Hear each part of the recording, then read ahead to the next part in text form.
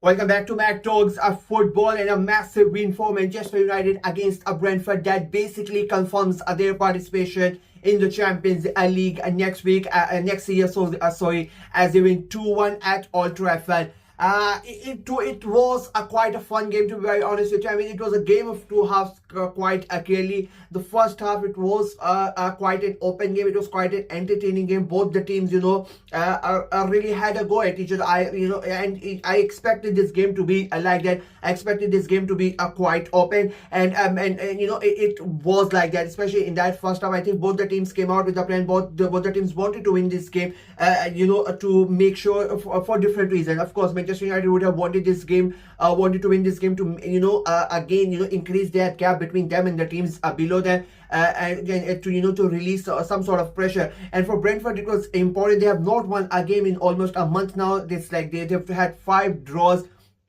and that has really affected their chances of qualifying for the Champions League. So it was an important game for them because the gap is had started to really build between them and the teams above them. Like they were 10 points behind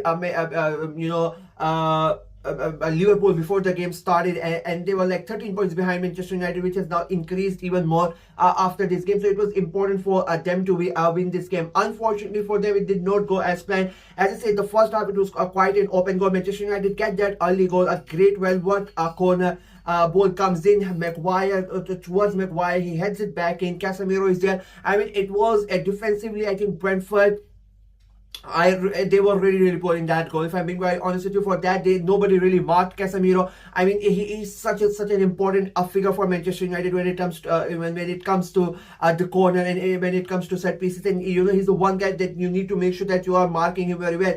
And he basically makes a run from the center, or he will of the center of that 6-yard box, and he moves around right around to the corner on the edge of the ball, or near the corner post, and he gets the ball, and nobody literally sees him through. Nobody marks him, nobody goes with him. An open header when the ball, Maguire puts the ball back in, and it's an open header for Casemiro, and he puts it in the back of the net, and it becomes a 1-0. But after that, Brentford are going to be really kicking themselves, because you had that 20-minute period where it was all Brentford. When they really went at it, they had so many chances. How Igor Thiago did not score a goal tonight is beyond me, to be very honest with you. He had like 5 to 6 really good chances when he could have easily scored a hat-trick in that first half. But he was just not really able to get anything off or anything off on his boot. Like there were so many chances, but nothing came of it. I think Heavens had a really good game. He can control him. Control him really good. There were so many times when they were 1-on-1. It was just Heavens and Thiago, and Heavens dealt with him so good, so perfectly well. And he made life very hard for Thiago. You don't really expect that. I mean, he's the second highest goal scorer in the league, and the chances that he was getting today, you would have easily expected him to bury at least, as I keep on saying, at least one of them. He could have easily had a more than 3 or 4 more than a hat trick. But at least one of them, we would have expected him to score, but he did not score that goal. And of course, Manchester United Brentford get punished because of that. They score a goal. Amad Diallo scores a goal, but it gets ruled offside. But minutes later, it is Benjamin Sesko, again a well-worked goal. And almost similarly to Amad's goal. The move is basically the same. Bruno Fernandes is the one who again plays the pass towards Sesko, but unlike Amad, Sesko makes sure that he is onside. Takes a step, takes a touch, gets the fools the defender goes on other way, and then he blasts the shot. No chance for the goalkeeper, and it becomes a 2-0 to Manchester United, and that creates that breathing space that Manchester United really needed.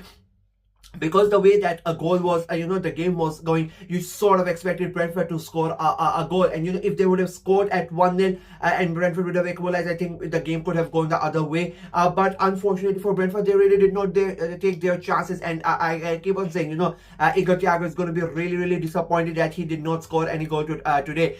Second half comes in. I think it was a completely different second half. I mean, we were very honest with you, because Manchester United changed the way that they played in that first half. They had that 2-0 lead. They really did not express themselves in that second half. I'm a big critic of this, to be very honest with you. I rather play the way that you have been playing and you have been successful, because you have already scored the 2 goals, and Brentford are the ones who are going to be under a lot of pressure. They are the ones who need to come out. They need to score at least minimum of 2 goals, to get back into the game. And so you can play freely. But they, Carrick decides that they want to defend. He brings in Mazurai, takes off Ahmad, and they sort of go defensive. They give, Brentford the ball. Brentford had like so much of the ball in that second half. They dominated, especially the last 30 minutes. It was all Brentford. Manchester United barely created anything in that second half, and their whole concentration was, to defend.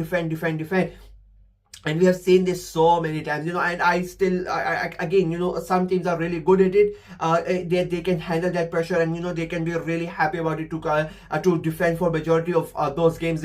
But unfortunately for Manchester United, they don't really have those players. They are lucky that Brentford were not really up for it today. They created good chances, but they were just not really able to finish them off in that second half as well. As I said, they had so much of the ball. If you look at I'm not telling you, but if you look at that possession set, I think it is going to be like 65 to 70% possession for Brentford in that second half. And Manchester United just kept on going deeper and deeper into their own half, and it gave Brentford the chance, and they came close so many times. But again, the ball would just not go in. Harry Maguire again. He had an amazing game. I think both the centre halves for Manchester United were really good today. I think Mazurai, when he came on in that second half, I think he had a good game as well. And of course, Casemiro was amazing. Whether he's getting silly fouls out of Brentford, whether he's hyping up the crowd, whether he's going and trying to create scenes, being a shit house against Brentford players. I think he had an amazing game. He got the goal as well. So he had a really good game, and he was really important in that midfield, in that defense as well.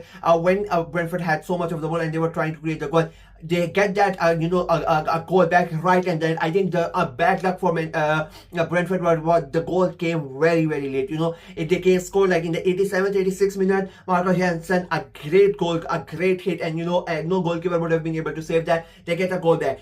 If that goal would have come like, let's say 10 minutes earlier, around the 78 minute mark, then I think we could have had a chance. They could have had more chances, and they would have put Manchester United under more pressure, and I think Manchester United would have felt that pressure as well. They already felt it. The last 10 to 5 minutes, including the extra time, Manchester United was so nervous. And they were lucky that they had players like Casemiro, they had players like Maguire, who were really calm under those situations, and who had the experience, to create scenarios, to make sure that they had like 2-3 corners where Casemiro did his stuff, and there were not even fouls that but he got the fouls in his favor against Nico Wilson, Brentford's captain. He was really pissed off about it, and he played that smart, when you need sometimes your experienced players to step up, and Casemiro did that.